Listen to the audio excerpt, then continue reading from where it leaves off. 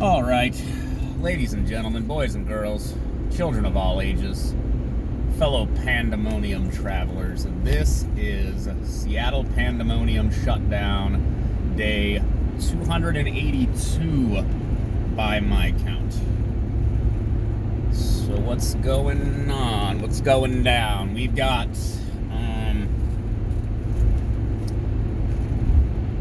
the perpetual election shenanigans, because this election never ends. It's not going to end on, January 20th either. It's going to, continue, and Trump will basically be like a shadow president who haunts the internet and nitpicks everything, and the media will be like, he still hasn't conceded, blah, blah, blah, because we live in hell. I don't know, maybe I wanted to talk about some, local stuff here. So, Seattle, the failed creation that it is staring down the double-barrel, terrible ideas that will probably create a further human catastrophe. So, they're talking about two different policies. One, creating safe injection sites. Now, I understand the argument from the standpoint of, public health. If you give them a place to inject their heroin or whatever, then there will be people there, I guess medically trained people. They will not be consuming dangerous levels, I suppose, because someone's going to control that for them. I don't know how you do that. And then you dispose of the needles, right? So they're not laying around on the street, The joke I stole from yesterday, it might have been Joe DeVito, or maybe it was Aaron Berg, was well, I saw the homeless administering the vaccine to each other in the street. So safe injection sites, which is essentially it's the city enabling the bad behavior. I understand the upside in terms of the public health issues, but you're normalizing a destructive behavior. And again, I say that as a current and or former addict. It's not a good thing to do. And then the other policy they're talking about is what they're calling the poverty defense, which is basically they're going to allow, if you're poor, you'll be allowed to commit a variety of different petty crimes, misdemeanors, and I think even felonies. If you're poor, you can steal because you need to steal for food or whatever, which is not really how that's going to go down, and is going to be absolutely radioactive for local businesses that were already on the brink before the pandemic and the pandemonium. We were talking about the collapse of Seattle's civic function back in over the last decade. Really, it's just gotten worse and worse, and now they're talking about another idiotic thing that the mayor tweeted out today, the Cultural Space Committee, or they should have called it the Cultural Space Force and just ran with it, but they missed that opportunity. And it's about, equity and inclusion in housing policy in the city, something, because Black, Indigenous, people of color, because these are all the same person, there's no difference between any of them, are being left out of the housing market, like everyone else is, because the housing market is absolutely shite. Although, as everyone abandons Seattle, it'll probably pick up a little bit, be a little more accessible to more people. But this is the thing, this is rearranging deck chairs on the Titanic. It's what was Tyler Durden? You're polishing the brass in the Titanic. It's all going down, man. We're looking at a $650 million tax revenue shortfall. I mean, even if we get some kind of massive federal bailout, that doesn't repair all of the damage done to the city by all the looting and the rioting and the chaos and the Capitol flight and dang. And like it's such this is why it's not wrong, okay, to want to include other people of other backgrounds in the economy and in civic life. Like, that's the right thing to do. The issue is the city is gonna fix racism by what? Fixing housing prices? Is that the idea? Or just saying you're gonna do that so that minorities keep voting for Democrats and nothing actually changes because the city can't create housing. The market creates housing. An incentive to own housing creates housing. Ugh. It's like the more... And just the list of priorities. This city is literally falling apart. Okay, they were doing some restoration work down on one of the pier down there by on Alaskan Way. And it broke off and fell into Elliott Bay. It just broke off and fell into Puget Sound. The West Seattle Bridge. They shut it down because it's not safe to drive on. Now, of course, in the before time, there was like hundreds of thousands of people would take that bridge like every day, right? Not so much now, of course.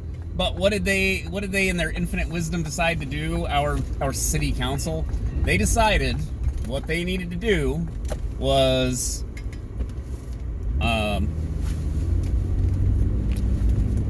issue a bond or a budget for fixing the bridge. And I don't remember the specifics exactly, but it was something like, we're going to spend $10 million over 5 years to repair the bridge, and that will make it last like another 5 years.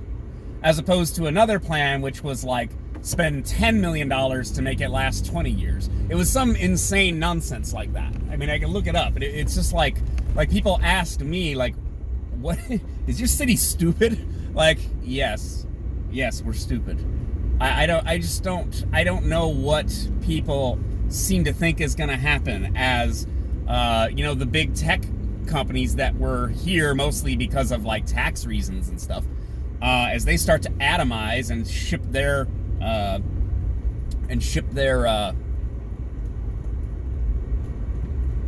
spread their staff all across the country.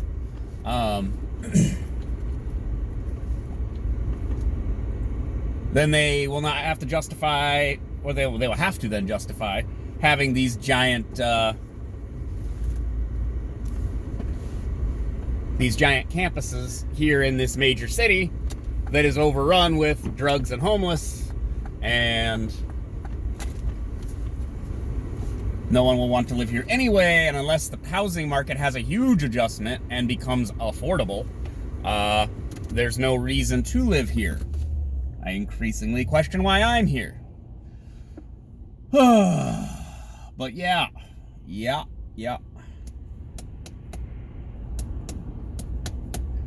It's a giant debacle, and it goes from the bottom to the top. And when I say it goes from the bottom to the top, I'm saying at the federal level we are boondoggled. At the state level, we're boondoggled. I haven't even looked at the state budget shortfall yet. That was just the $651 million was the Seattle city budget shortfall. Or tax revenue shortfall, I should say. And then federally, like at the national level, like what are we... I mean, they can just turn on the printing presses, and money printer goes brr, brr, brr. But like... I just can't square the priorities of like, let's have the city go all in on like a diversity and inclusion in housing when we have problems that are just astronomically like more imposing than that. Like, yes, that is a symptom of our current, system and everything, but the city is not in some position to, I keep saying it somewhat glibly, to solve racism.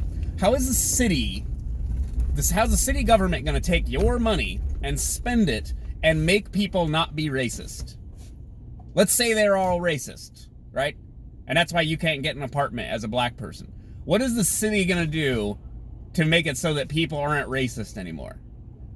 Force them to give you housing, I guess, artificially, right? And that's going to create other problems. This is like what the student loan bubble is. This is what the housing crisis, the housing collapse back in, 08 was. Government subsidized housing because it's the right thing to do, quote unquote, led to a global economic catastrophe that ruined people's lives. And that we took, like, I don't know, I feel like we never really got out of it, to be quite honest. I feel like that sucker hit, and it's been nothing but continuous meltdown ever since then. We've had little spikes. It's gotten a little better here and there. We were doing kind of okay under Trump for the first few years there. But, like, this is just... There is an economic lifeblood to the city. I broke it down like this. Civic life is a matter of community. Business creates community. Why? Because business is a series of interconnected trust relationships that you build up with everyone around you who you go to for goods and services. You do a good job, people will come back. People will tell other people, oh, hey, John's the best barber in the neighborhood. You should go to John. John will take care of you, right? Oh, you should go to Frank over at the auto shop. He'll get you fixed up for a good price. Oh, and I had a problem. I went back. He fixed it for free because, you know, he didn't get a spark plug tightened all the way. Trust relationships. Can we go?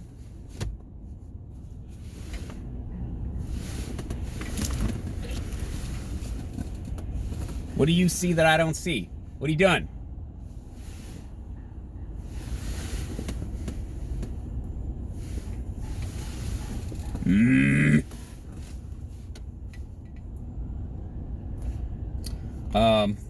But without those trust relationships, which is now what's been shattered by the COVID, the lockdowns, there is no commerce. There are no trust relationships being maintained, created, and established and strengthened by actually interacting with one another, and that trust relationship leads to prosperity. Because everyone engages in business because they don't distrust each other. What are we doing? Go.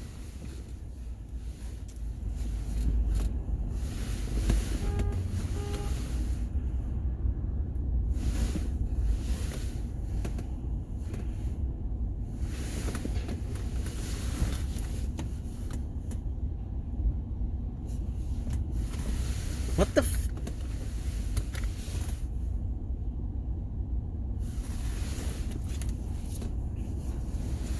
What is going on?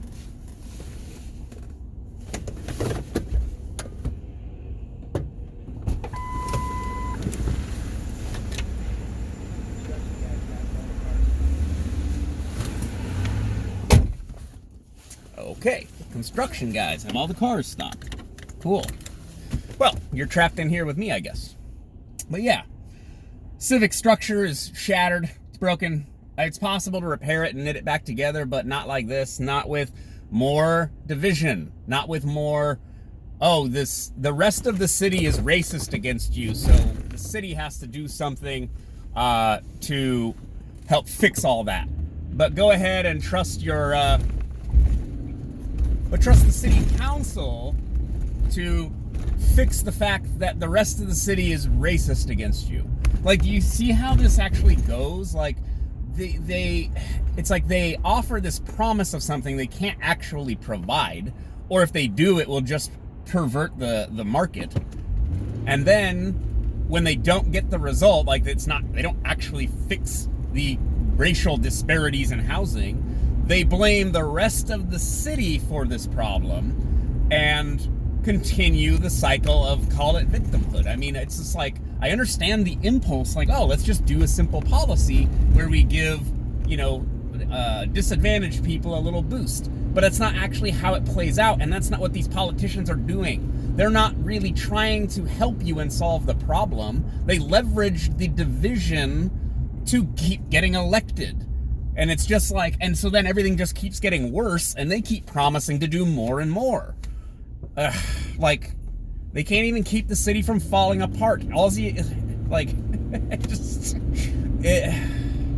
This is the madness of I don't know if it's the madness of progressivism or a disregard for, like, how economy actually works. I just don't know. There's a severe disconnect between what people seem to think is going to happen and what actually happens, and I know that because the city has been continuing to fall apart and decay in front of my eyes since I arrived here back in, like, 2007.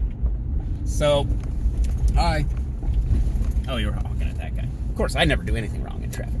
All right, I will talk to you guys later. It's Tuesday. Bye.